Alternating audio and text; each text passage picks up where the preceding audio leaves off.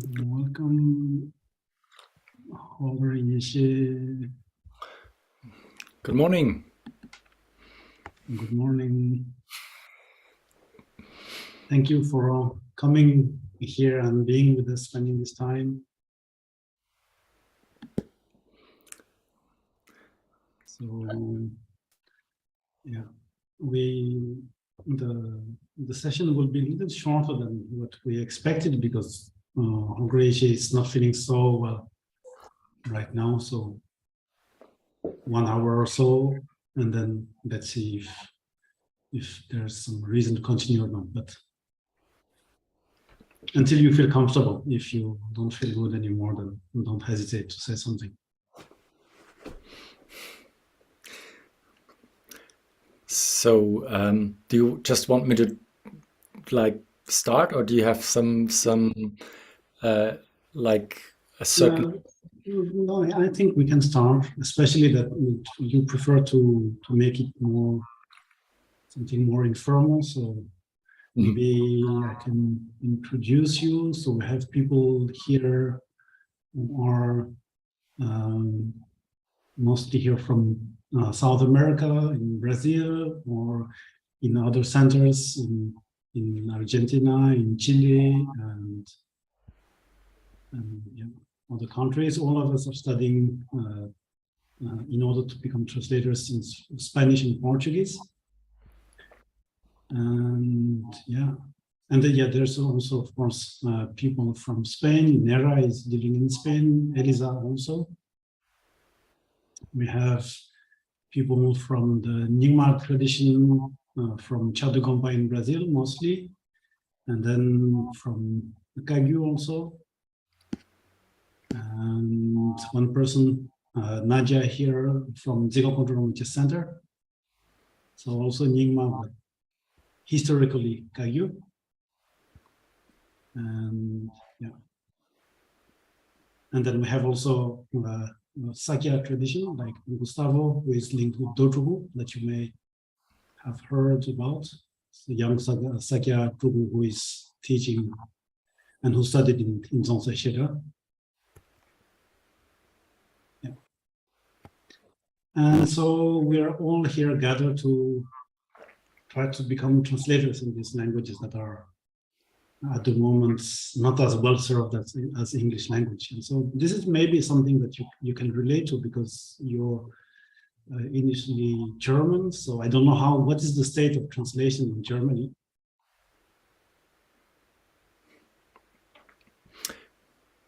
So, shall I start? Please, yeah. Okay. So hello everyone. Thank you so much, Dubchen and Daniela for inviting me, and also for. I mean, I'm I'm really inspired by seeing what's actually happening with Dhammasaga, which is kind of like a like an offspring of what was previously or initially Isukya, and then it seems different projects are evolving around of these initial activities.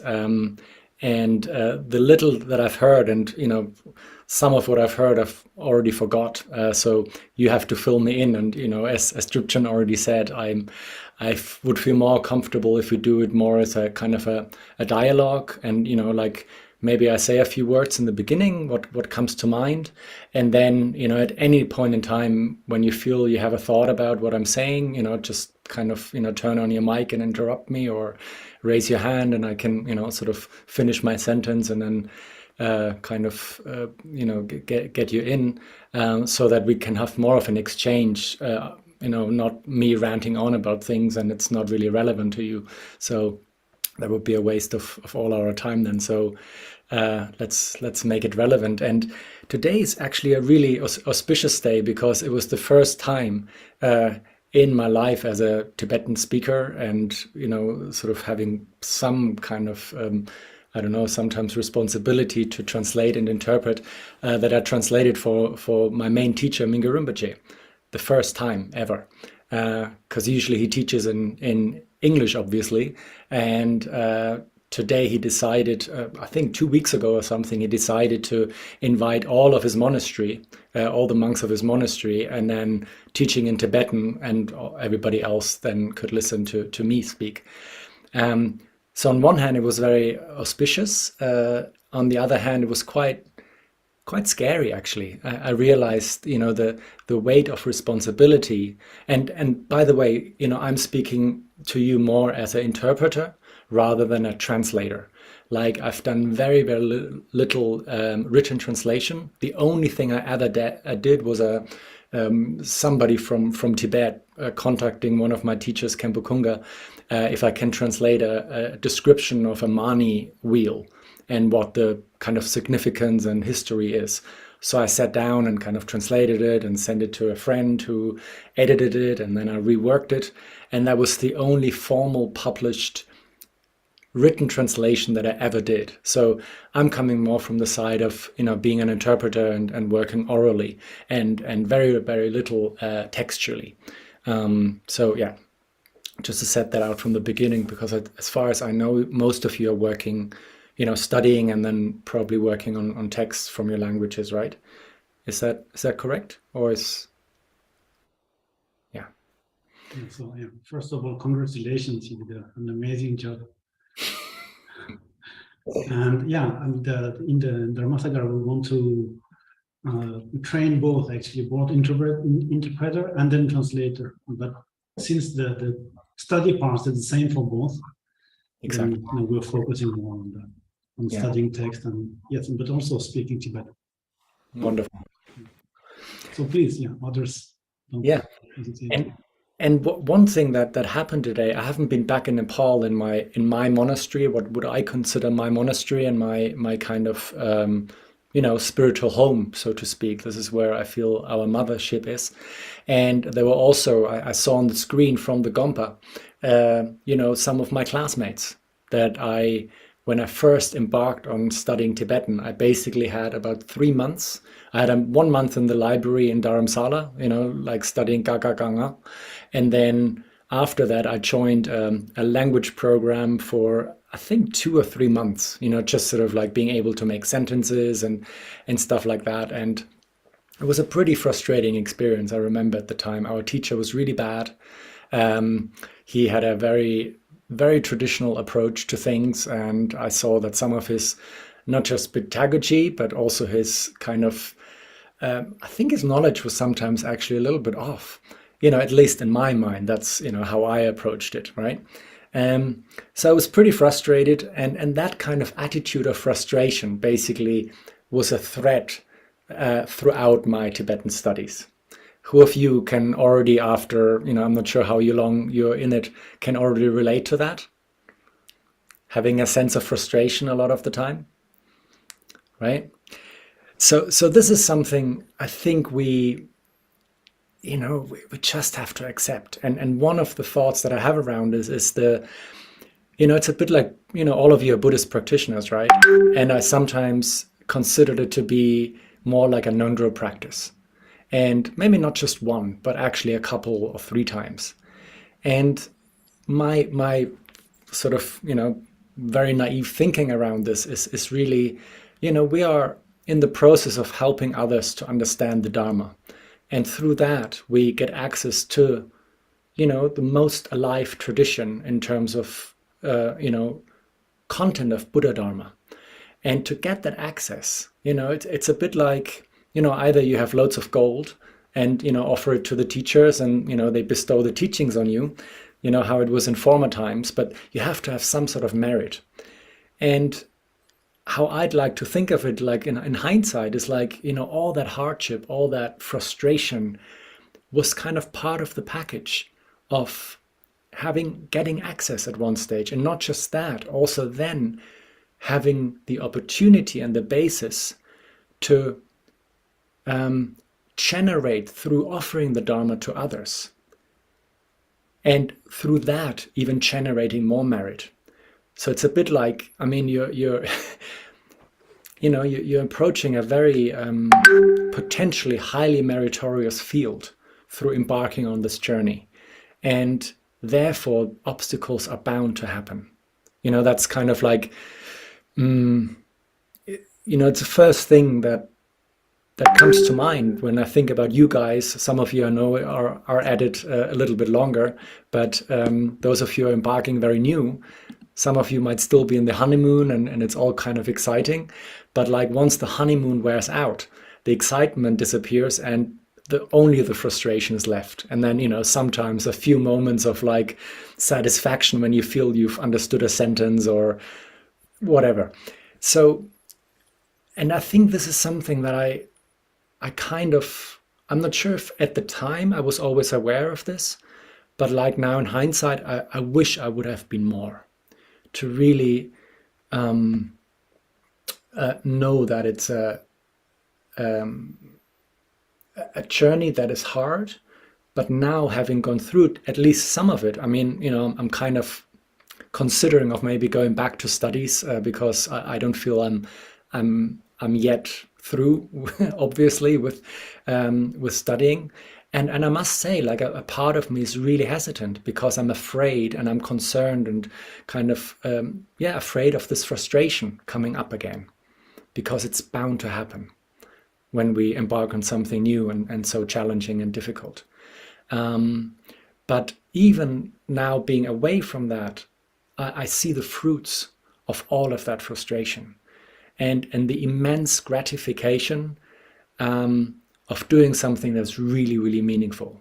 And having had the fortune to be invited by, and I think some of you, being connected to Dharma centers, have the same opportunity to be able to translate for other people and through your voice, either written or verbally, but verbally it's like more obvious, right?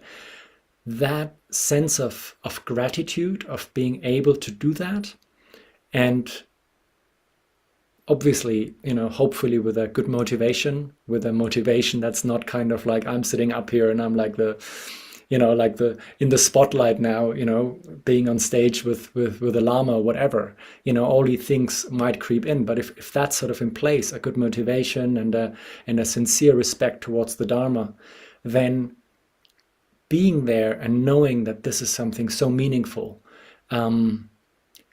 it's worth all the frustration. In hindsight, definitely, hands down. It's probably when I'm sitting with my teacher translating, it's probably the most meaningful activity that I do besides sometimes teaching meditation. And that gives my life purpose.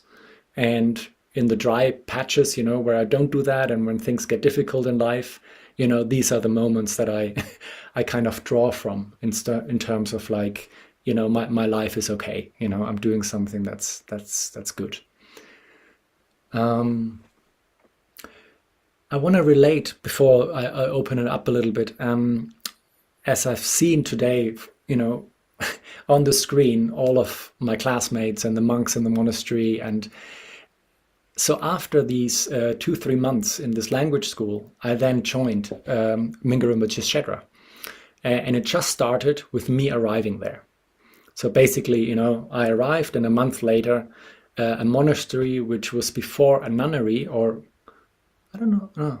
Anyway, it was a very, very disorganized and not so well structured monastery. People were, doing pujas and things like that, but there was no real structure in the place. And then Rinpoche came and transformed it into a Shedra.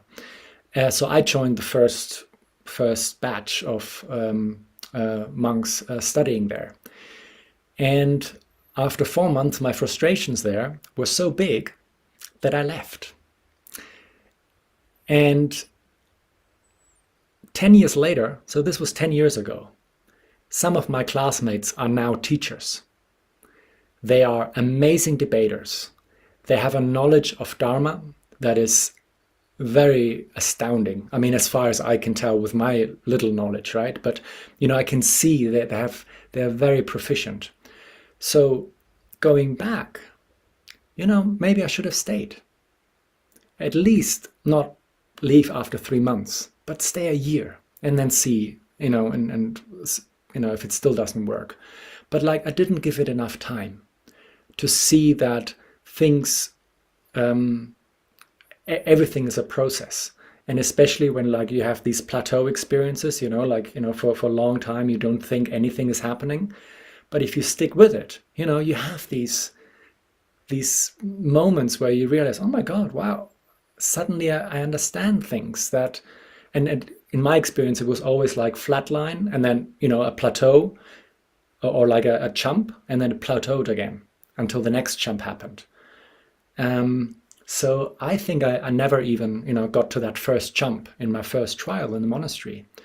And there was a sense of regret in hindsight, because one of the things I remember Mingyur Rinpoche encouraged me to do was to join debate class, to really engage with my conversation partners, in that case, the co-debaters. But in my mind, I judged them to know nothing, which was at the time kind of true. They didn't have much of a clue. But it was the process itself that was actually the learning. It was not so important. In my mind, I thought I needed to be clear what I'm talking about when I'm debating. And I had the expectation that those who come from Himalayan countries and are supposed to know better Tibetan than me, at least they should know what they're talking about, so they can fill me in when I don't. But none of this was the case. But what they did is they stayed in the process of not knowing and figuring it out while they were doing, and actually came to know what they're talking about, because it was the speaking itself around the topics. Even though they were just memorizing blindly, they kind of what do you call it, they marinated together in the not knowing. And this is like, it's the first time that I talk about it in this way, but it's like, it felt like through the trial and error, something emerged that then had meaning. And a couple of years later, or 3 years later, when I returned, they were on the debate grounds, and I couldn't follow anymore. I had no clue anymore. Before, like, I was always best in class in the exams, right? And now I had, they completely surpassed me in their abilities. So there was, and why this is, I think, relevant for people like us who embark on language learning, that very process of just talking about things, even if it's about how the class is going, even if it's about arguing with the teacher of his methodology, to keep in mind that you could do that in Tibetan. And through that, like giving feedback and engaging in the language, that's a process in which you sharpen your ability to use Tibetan language. So everything could basically be a part of the learning process. And in my memory, I limited knowledge acquisition in knowing exactly what's happening at any given point in time. I know exactly here what's happening. I know exactly what the outcome would be. And of course, this is, I know Nerea and myself, we've been, in dialogue a lot over the years and shared, common frustrations. But there's a certain sense in which it kind of, and I'm not sure, I know that, I'm sure the Dhammasagar is doing the best that they can to improve all the pedagogical methods of the teachers that are invited in and the conversation partners. But there is a certain sense in which culture can only be changed to a certain degree. And as we are kind of connecting to another culture and we're learning the language of another culture, I think it's unavoidable to some extent accepting that certain conditioning and certain habits and certain ways of conveying messages are not just part of that very culture, but also through learning about that, rather than wanting to kind of put our expectation onto them, by trying to learn how they think, how they operate, how they teach. That gives us an access to their way of thinking. And it's their way of thinking that we want to understand as translators, right? Their way of structuring their worldview. And this is something, and just sort of to, what do you call this expression, break a leg, or give a real credit, at least for me in my learning style, to the approach of Isukya, of going exactly there, of trying to go to the root of the conditioning of the Tibetan language, with all its aspects. So there's something so valuable in, even though I don't consider myself to be a very good translator, I think I still have a lot to learn, especially when it comes to book knowledge or textual knowledge. I mean, there's so many translators which are, far surpassing me. But when it comes to spoken Tibetan, Khenpo Kunga always tells me yours is the best. And I know it is. And this is really thanks to this approach of learning, because I learned it from the inside out and not from a kind of a, me, German or, English speaker, learning the Tibetan through that lens, but from the other side. Yeah, I think this is for now all I want to share. And yeah, if we want to open it up to any comments or questions, and then I'm sure something else comes to mind again.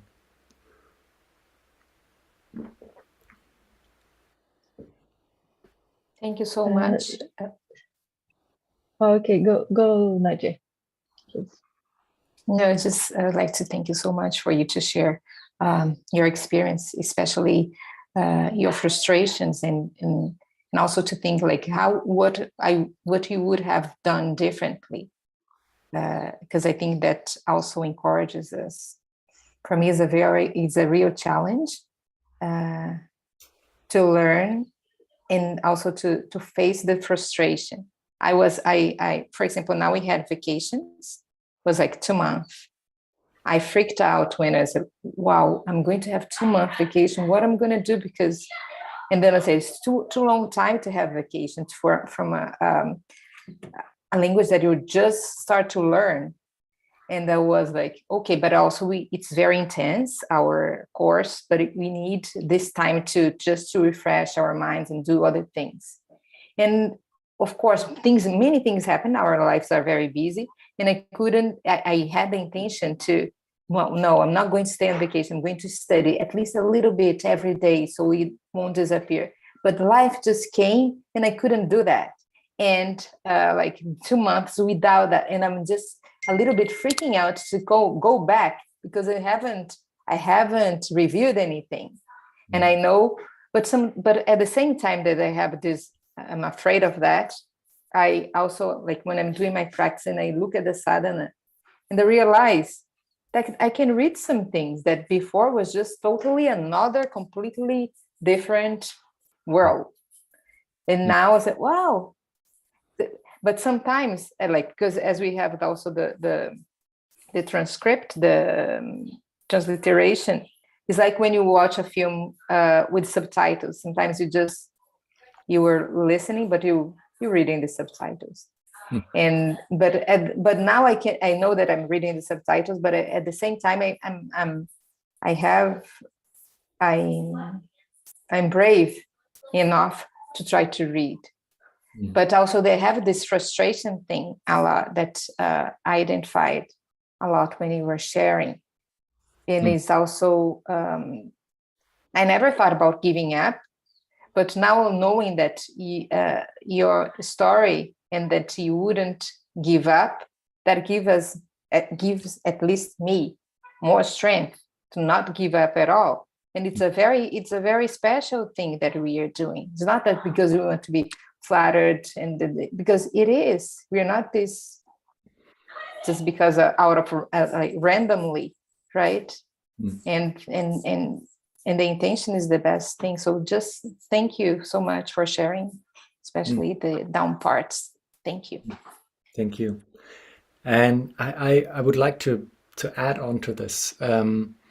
First of all, on the break part, I'm not sure, like if you were sent into the holiday with the encouragement to review, I don't know about that. But there's something about, I remember when I was studying for about 6 years, I had a 1-year break in between where I didn't study anything because of some family matters. It just didn't work for me anymore. And then I returned to it pretty quickly. And then, for another 4 years, then studied pretty diligently and, sometimes, even more lessons that you have a day, like I had 7 hours of lessons a day at times. And then in 2016, when Mingo Rinpoche sent me back to Europe, and I told him about my frustrations about studying and stuff like that, and he sent me back, and I thought, oh no, he probably thought like, like I wanna drop the whole thing. He wants to spare me the frustration. But he says, no, it's not that. Now it's time to learn in a different way.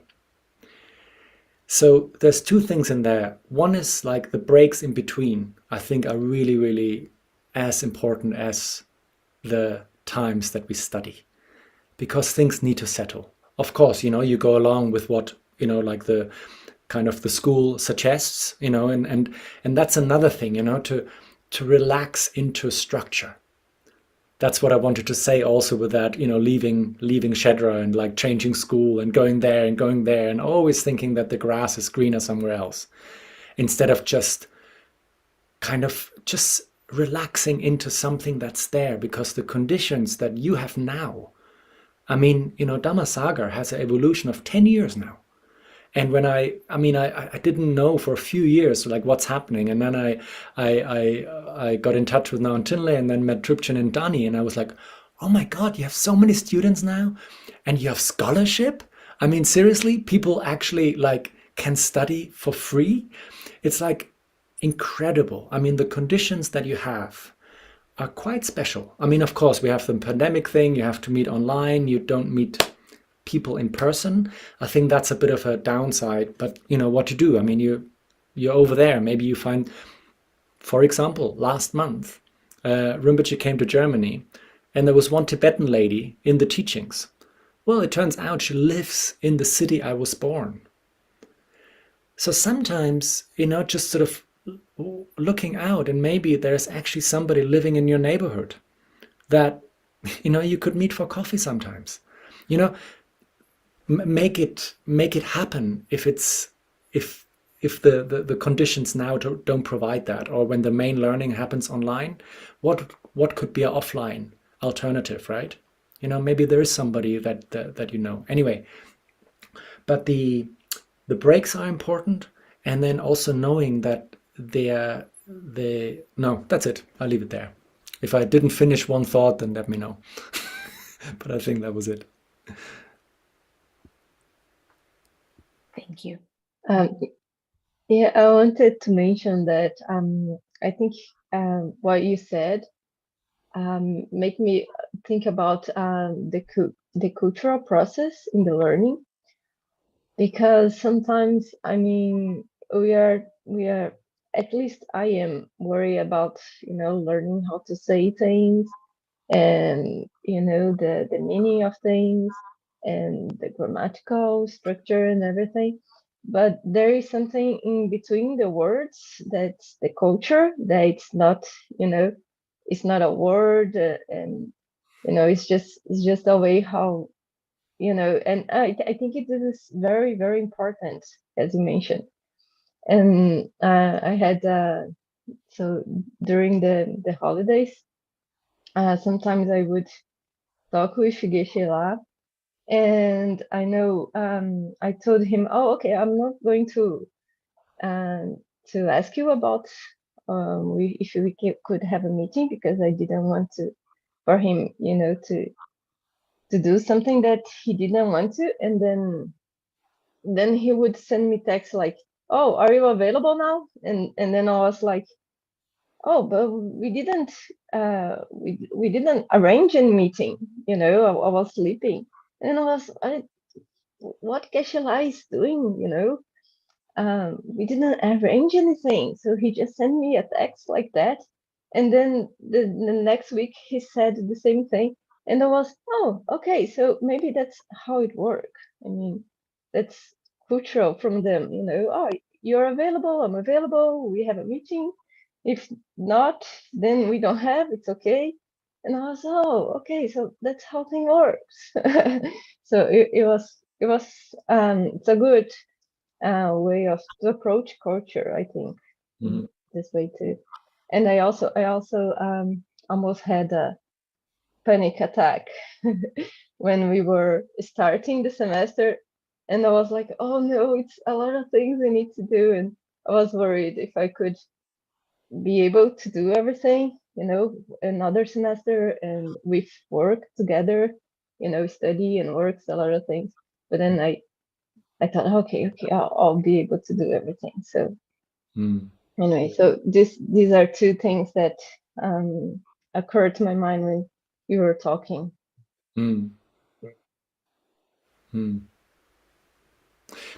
I mean, because you both are now, Nadia and Rafaela, you both mentioned the fear part, right? And I mean, I'm not sure. Obviously, we all have different living situations, yeah.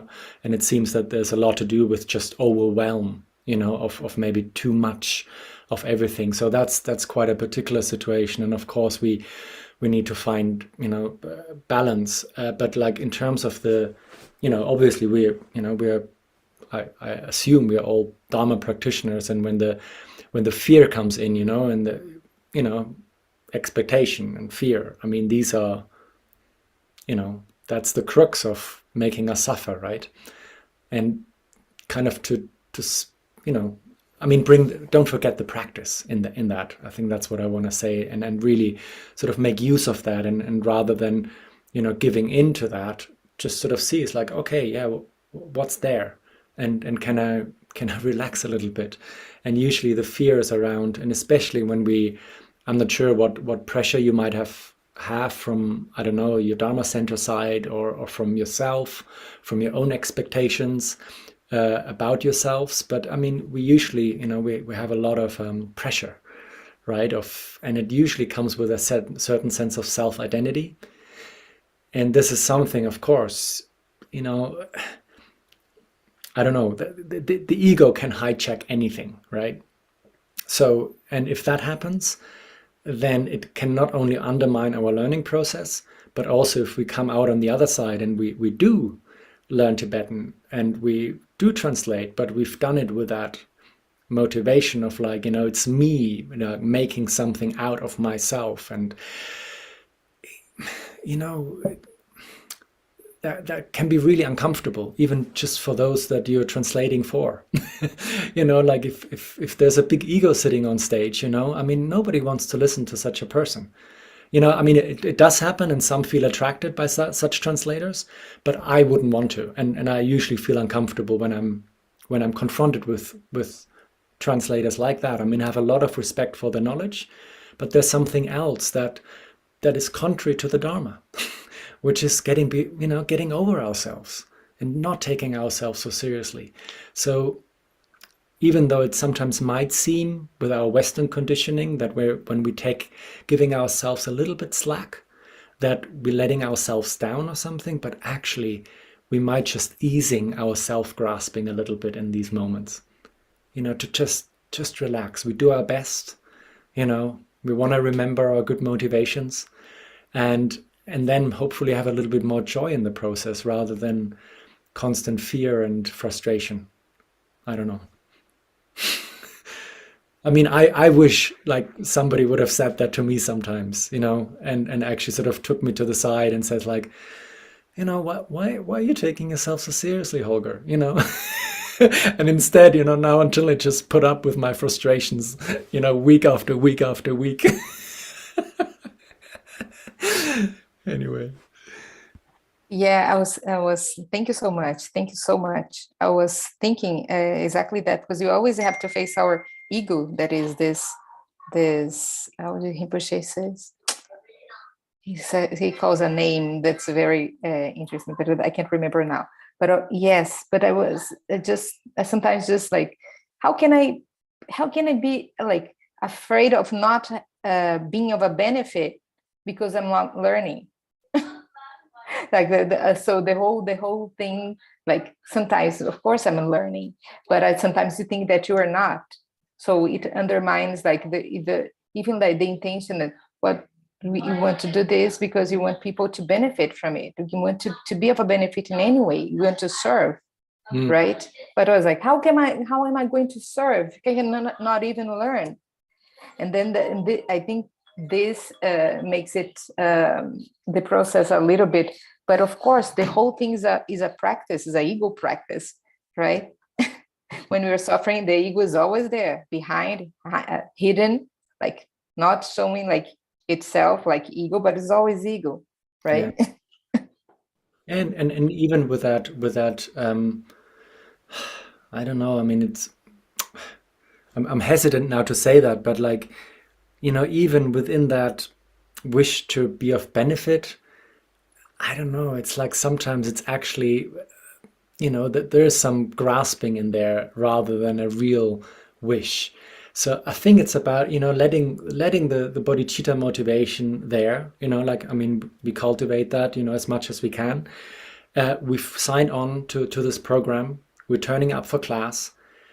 And I think the rest, let it take care of itself and not to worry. And when, I mean, some of us, some of you, I mean, I wouldn't have expected that I would ever get to the place where I'm actually interpreting for somebody. I never in my process expected that. And for some of you, it might never happen. Who knows? I mean, cause and conditions are so manifold. We don't know what, what our life is going to be like.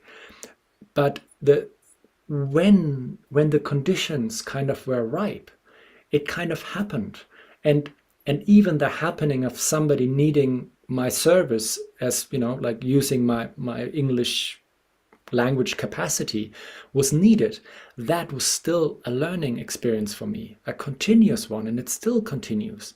So this whole thing of like, I don't know, like letting go of that thought and that expectation of and just doing it, just keeping studying, and then when the circumstances should arise where we could actually do something, then also don't think, oh no, I can't do that, I'm not ready, because that's what happened to me. I mean, I wanted to actually convince Rinpoche that I'm not ready. I mean, how ridiculous is that? Right? And not seeing that there's somebody who has a bit of trust that, I can be thrown in a bit of deep water and I can learn how to swim. And then within that process, I mean, just today was really interesting to observe. It would obviously is always helpful when there's somebody there where he catches when you get it wrong, right? In that sense, Mingyur Rinpoche listens to me, and when I did something wrong, he said it again in English. Of course, I could have been really upset, right? Oh my God, I translated it wrong, and now he has to correct me in front of everybody. I'm not sure how many hundreds of people who were there today. Again, even in that. But there's a certain sense of like being okay with the way that you can swim at that moment in time. So yeah, I think the theme of like this getting over this hope and fear, I think is a big one. Or at least noticing that dynamic. And then sort of not feeding it too much, and by finding all sorts of reasonings why this fear should be upheld.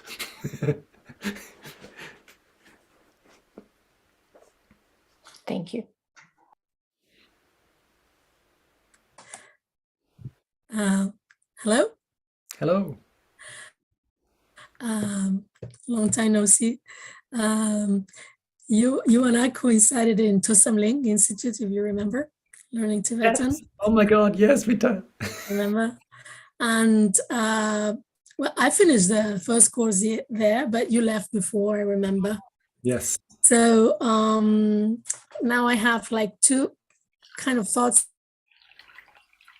One was, the process from there. How did you do it? Because obviously, the level we had when we were studying there and the level I have now and the level you've got had nothing to do. It just like skyrocketed. And well, of course, there are many factors there that we could comment. And then I'd like to know, from that moment on, what did you do? Could you explain a little bit?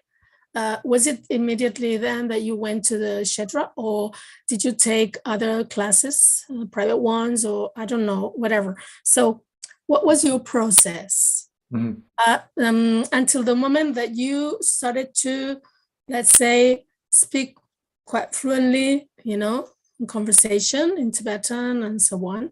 This is one thing. Then also I wanted to say that apart from this thing of the fear that we all have, you know, when sometimes expectations,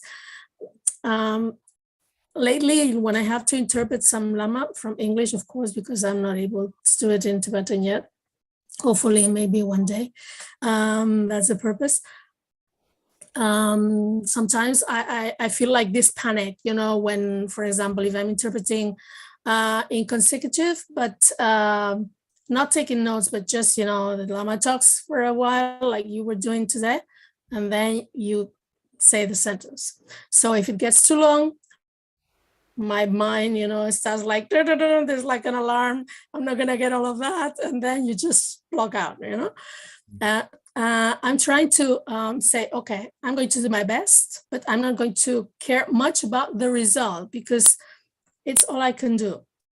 So how do you think about that? That's one thing. And the other is most of us are lay people. So for me, that has been quite an obstacle in order to keep on learning Tibetan and become a translator and all of that, because, you know, there's a time where you have to live it and then you have to go to work because you need to make a living and so on. Do you think all of this can us, you know, if you think it's really feasible or it's really, you know, important that you become a nun or a monk, and, you know, it will be much, much faster. I don't know if I said too much. So with the last one, yeah, I definitely should think that you should all leave your family and friends like behind, like today, and, you know, join a monastery tomorrow, and you will become like me. No, I don't think this has anything to do with that. I mean, it's, you know, I mean, if you would know like how much time I waste at times, and I know how diligent some lay friends of mine are who are like so committed, you know, it's I don't think it makes, of course, you know, the more complex our lives is, the less focus we have, obviously. But as you say, there's so many conditions, and I think, you know, you said it already, you know, we try our best, you know, in that process. And then, of course, we all bring, I mean, this is like a meta perspective now, right? But it somehow ties in what I said before. You know, when we consider multiple lifetimes, you know, this is just one. And here we are, you know, even attempting to learn Tibetan. I mean, even if we don't get very far in this lifetime, you know, oh my God, we are trying. And these are the kind of like the seeds that we're planting in our mind. And of course, you know, there's all the paramitas are in the process, and, you know, sort of we're applying ourselves in Dharma practice with the right motivation and attempting to do that. And then that in itself is already virtuous, right? In terms of the practical part of like, this is really something that, you know, I was never afraid of making mistakes in my life. I don't care, which doesn't mean that when I'm translating I don't get nervous. I mean, 2 weeks ago I had to translate for Kempo, for a Waitara retreat, which was like, you know, all the old students, you know, and you know, there's a few Tibetan speakers behind and stuff like that. And then I got a couple of things wrong. I just didn't catch it. And I was in a room which was like 35 degrees hot, and I couldn't open the window because there was mosquitoes outside. So the outer conditions weren't easy. I was very hot. I made these mistakes, and suddenly like my mind goes blank and I start sweating. I mean, that was something. I was basically like, and then I didn't want to wipe my forehead, you know, because and literally sweat drops was running down my face. And then at one stage, I don't know, it took me 5 minutes, you know, it dried up, you know, it subsided again. And afterwards, it was my last translation assignment in the Terga community, because Kempula is, you know, going into retreat. And I was like, fuck, that was my last one, and I messed it up. And then, of course, what you do is like you can consult others. Like, was it really bad? Sending a few messages to friends, and then everybody was like, no, that was okay.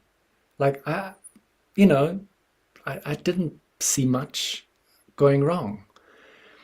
That was one thing. So, of course, you never trust that because they don't really speak Tibetan, so they don't really know what you've missed, right? But still, on the other end, it comes out okay.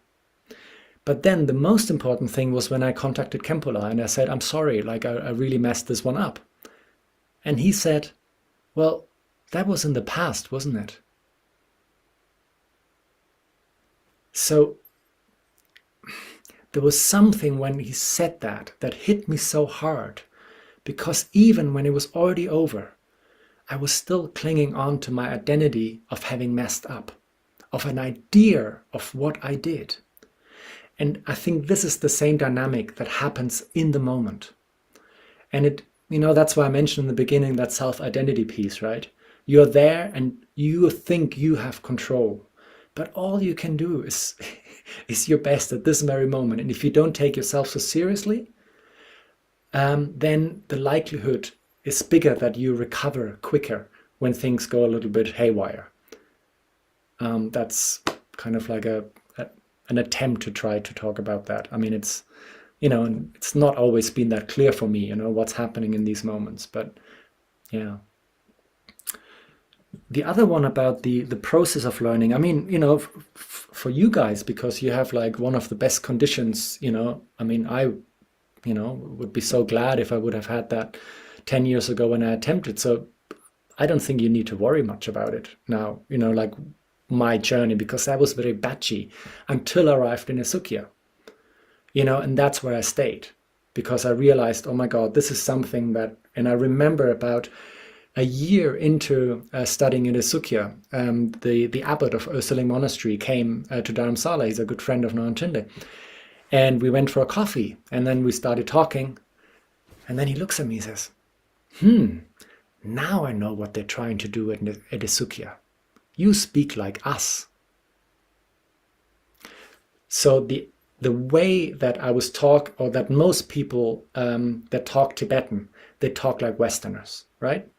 Like we get the sentence structure upside down because we impose our language structure and our idea of language, what language is and how language learning should operate, onto another, for the Japanese it's easier because they have similar structures and stuff like that. But still, if we kind of surrender a little bit, which is most difficult when you're living in Europe now or something, I was immersed in Dharamsala, right? And I would sometimes go to extremes of not speaking to Westerners for like weeks on end because I didn't want to be distracted by, Western languages, which was too much of an extreme, and I got too tight and I got unhappy until I realized I need to go out for coffee and chat and talk with friends and hang out and have fun, because talking in Tibetan all the time is quite boring. So even there, that could be, really out of balance. So there we go. I'm not sure if it made sense what I just said.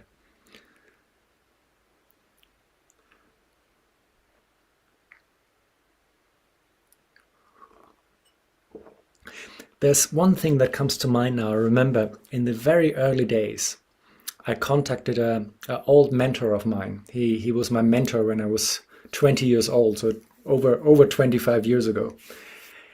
And I told him that I'm now studying Tibetan, and he was more of a Dogen disciple, so from the Zen tradition. And he said, "Well, do you enjoy what you're doing?" And I said, "Well, I'm not sure. It feels more like a drag most of the time." And he says, "Well, if you don't find the joy, you probably won't learn it." So there's something about, and I'm not sure how each and every one of you connect to that. I mean, it could be, maybe the bodhicitta motivation, if that's really in place, that could sort it out already, because that thinking of the benefit of others. I mean, wow, if that's really in our hearts, then, I think joy springs from that. But realistically speaking, we are not there, right? I mean, that's why we have to chant it every day and remind ourselves. But there's, I think, more relative ways of how we can enjoy the process. And I really, if you can manage to do that, to find, joys in the little things. And I think one of the things is to reduce expectations. That will facilitate joy being able to creep in, because expectations will never be fulfilled. In our competitive societies, we are primed to never have enough of anything. We've never enough, but to sort of like, be content with what conditions we have now, which doesn't mean that we, cannot talk to Danny or whoever is responsible of like, hey, this isn't working very well. We can still do that, but like in which way we do that, and do we do that in a sense of like, or like, hey, what about? And even doing it in that way is a difference in which way I have joy in my heart, or appreciation, or whatever. And that sense of joy and appreciation then also facilitates a more easeful learning experience, maybe. I mean, it sounds a little bit oversimple, I know, when you're sort of stuck in it, but still I want to say it, and I hope, in some of the times when you are, you might remember, it might be helpful.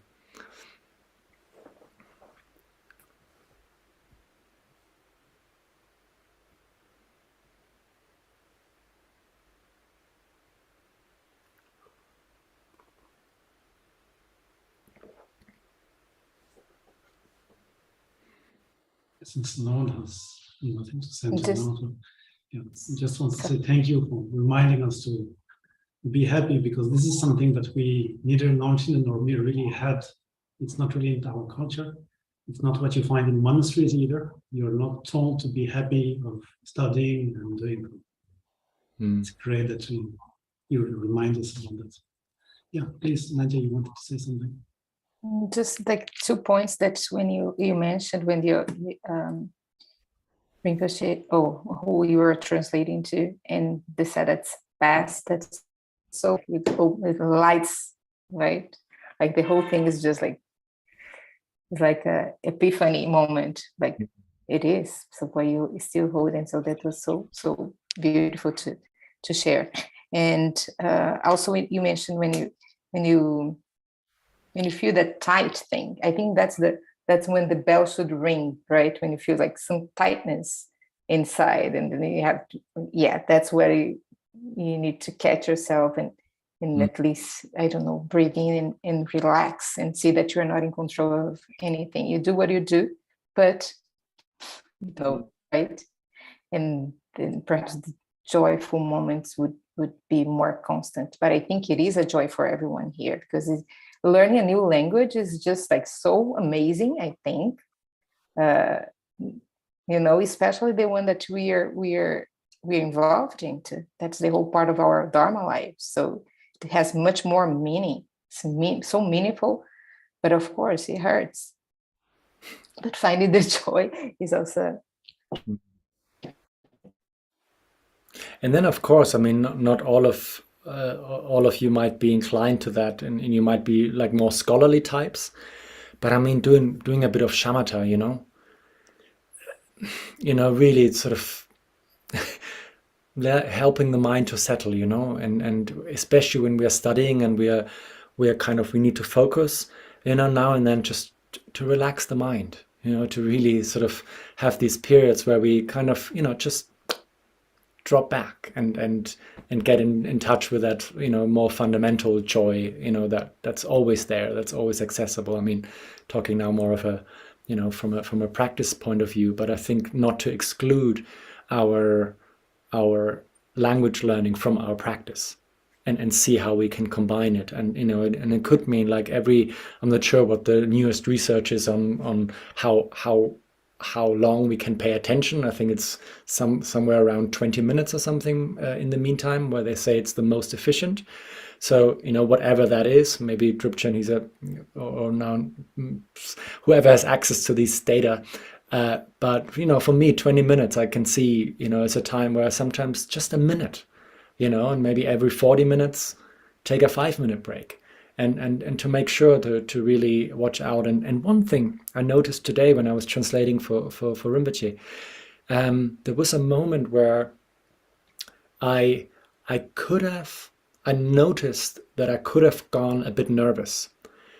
And then I kind of just rested back and remembered awareness. And then it went a bit lighter, just this tiny bit lighter, instead of like narrowing it down. So there's a way in which, when you're reading a text, when you're where you could maybe remember also that the times where you're not completely absorbed, and kind of a bit stuck, get less, and you have this sort of more of an open I don't know, experience while you're engaged in the study.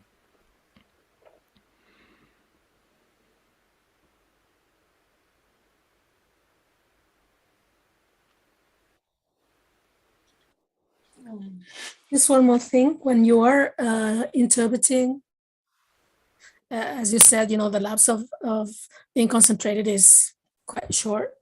But when you're translating, it's a huge amount of energy one is using, right? And I don't know about you, but I get exhausted after doing that.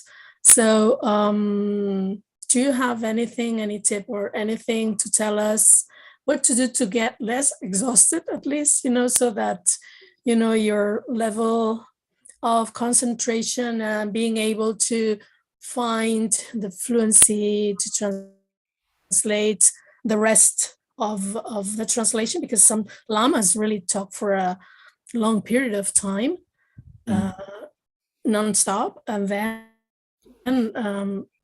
we have our own limits, right? Totally. I mean, one thing would be to, if I'm not sure, it depends on which teacher it is, to actually maybe mention to, please, can we keep it a bit shorter? I mean, and for me personally, I mean, Kempo Kunga is luckily enough, and same as Rinpoche, they want to play ping pong.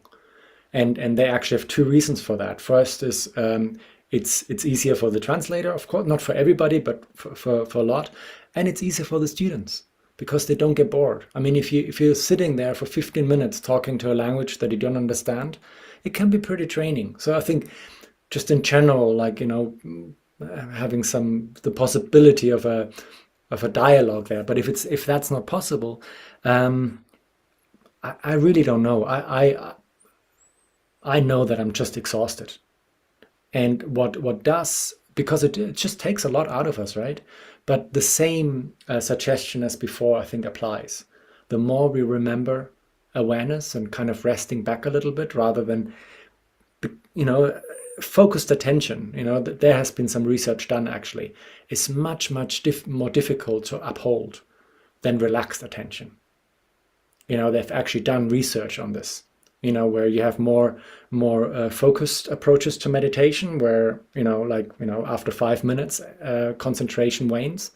But when you have like more open awareness type of practices, and in that way, we can practice. We can translate also, right? Resting the mind, relaxing, and not sort of trying to catch everything. Because if you try to catch everything, it's impossible. And even if we sometimes, through that being, it's actually a little bit of a, what do you call it? It shifts back and forth. Like today, it happened to me a couple of times where I went a little bit too relaxed. But then you pick it up afterwards.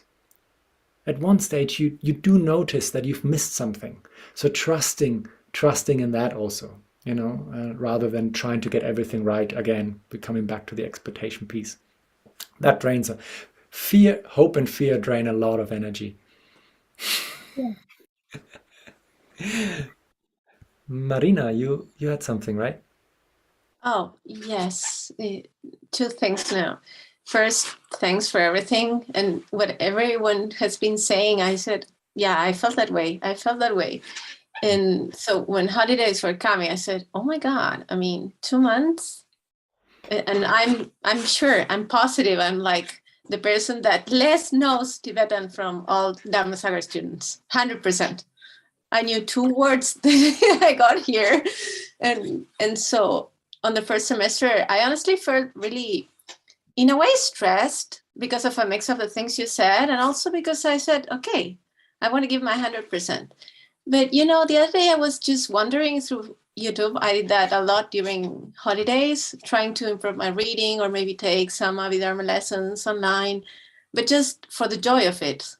Say, okay, I'm not in Dharamsala, so I will find things that I really want to do, like watch a Tibetan movie or a documentary that, I mean, they are Tibetan. I mean, something will come and I will enjoy that. And the other day I came across a TED talk that's on Esukia YouTube channel. I think it's pretty old. It's been there for a while, I think. There was this guy teaching how he learned many languages. And he had failed to learn Russian during primary and secondary school. And he had a really bad experience. But then he somehow he tells the whole story there in 15 minutes. And then he started giving lots of tips. And he says, children are not better learners than adults, but they are not afraid of making mistakes. They just go and talk to everyone. They don't care if they're doing it right or wrong. They just relax and try to practice, and they enjoy that. And actually, adults, we are much better learners, but we lose that. And when I saw that video, I said, oh my God, that's exactly what somehow I had inside. I was like really regretting every mistake, even though I knew it was like the best way of learning. And so somehow that made a click on me. Just relax and give your best, but just enjoy the process. I mean, you're going to do wrong many times, but that's how it's supposed to be. If not, we wouldn't be here. Actually, we would be like shining somewhere else. Our way of learning always has mistakes. That's how we learn.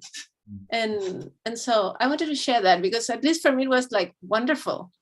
Finding these little spaces where I could enjoy being immersed in Tibetan language. And they were different. I mean, I think we have to be creative on that. We know ourselves. So find things that give you joy and maybe help us a little bit.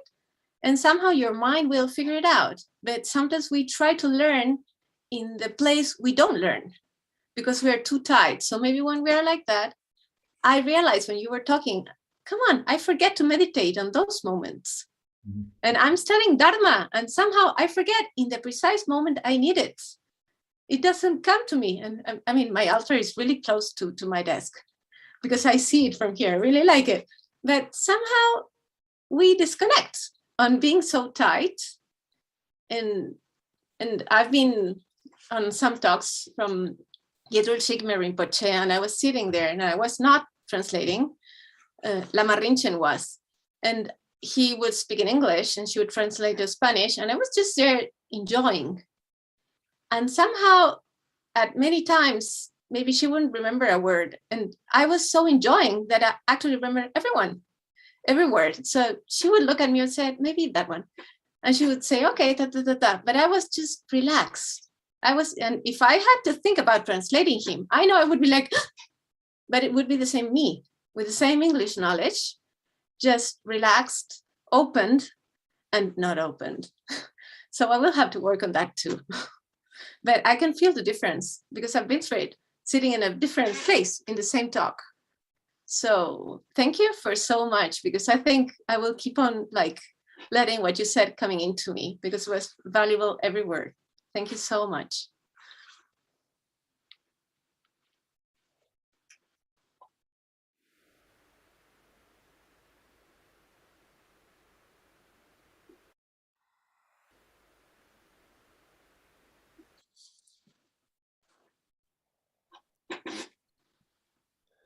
Okay. It seems when we are kind of like just over an hour, and if there's nothing else, I'm more than happy to come again if maybe not next week, but like, whenever. And I'd really, how to say, I really appreciate. I mean, I know what's going on in the background and all the.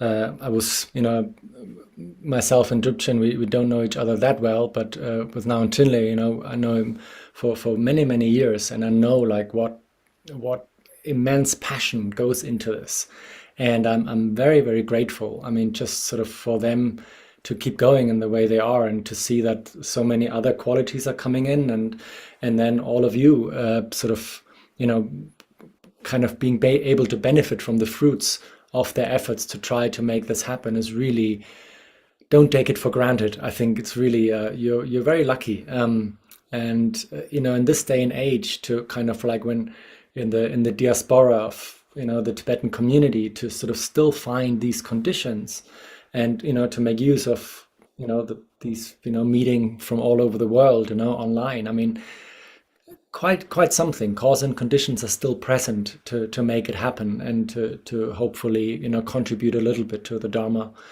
being passed down to future generations. And I think this can only happen when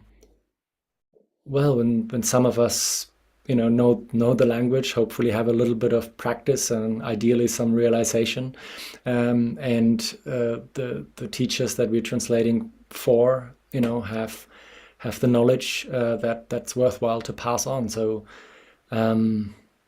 yeah, I thank you very much for you really. I mean, it's funny, like I wouldn't have expected being so energized, and I told Drupchen just before we went on, like, let's keep it to an hour. I don't feel very well, but like I just feel really inspired, and I hope all of you can keep going, and good luck with everything.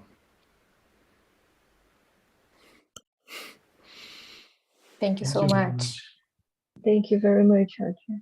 You really Thank you, inspired us. Holger. It's been Thank you so nice much. to see you again. Hope Thank you get you. better.